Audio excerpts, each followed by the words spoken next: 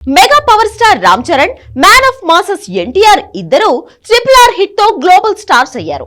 అంతవరకు బానే ఉంది. ఆ తర్వాత పెరిగిన ఇమేజ్ ని కాపాడుకునేందుకు ఇద్దరు రైట్ రూట్ లోనే వెళ్తున్నారు.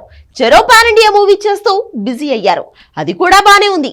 కానీ వీళ్ల లెక్కలన్నీ తారుమారయ్యాయి. అంతా బాగుందనుకున్న టైంలో అసలు లొల్లి షురు అయింది. ఎందుకు, ఏమిటి, సమస్యకు పరిష్కారం ఎలా? Take a look.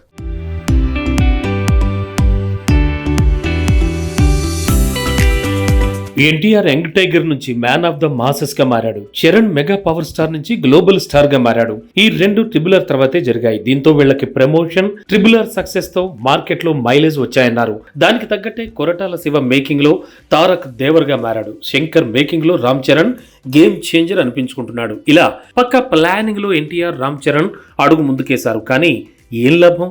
అన్ని ఉన్నా అదేదో మిస్ అయిందన్నట్టు వీళ్ళ ఫేట్ డౌట్లను పెంచుతోంది. ఎన్టీఆర్ విషయానికి వస్తే దేవర ఎప్పుడో 2 ఏళ్ల క్రితం మొదలైంది. మరో నెల అయితే దేవర షూటింగ్ పూర్తన్నారు. ఏప్రిల్ 5కి రిలీజ్ కూడా అన్నారు. తీరా చూస్తే VFX పూర్తి కాలేదు. ఇంతలో విలన్ సైఫ్ అలీ ఖాన్ చేతికి గాయం. కట్ చేస్తే ఏప్రిల్ నుంచి దసరాకు దేవర వాయిదా అంటున్నారు. దేవర పూర్తయితేనే తారక్ వార్ 2 టీమ్ తో జాయిన్ అవుతాడు. కాబట్టి వార్ 2 మూవీ కూడా లేటుగా తెరకెక్కే పరిస్థితి వచ్చింది. దేవర 2 సంగతి దేవుడెరుగు అనేలా సీన్ మారిపోయింది. ఇక చరణ్ సిచ్యువేషన్ చూస్తే ఎప్పుడో 2 ఏళ్ల క్రితం లివింగ్ లెజెండ్ శంకర్ మేకింగ్ లో మూవీ కమిట్ అయ్యాడు. కేవలం గేమ్ చేంజర్ టైటిల్ గ్లిమ్స్ తప్ప ఇంతవరకు ఏ అప్డేట్ లేనేలేదు.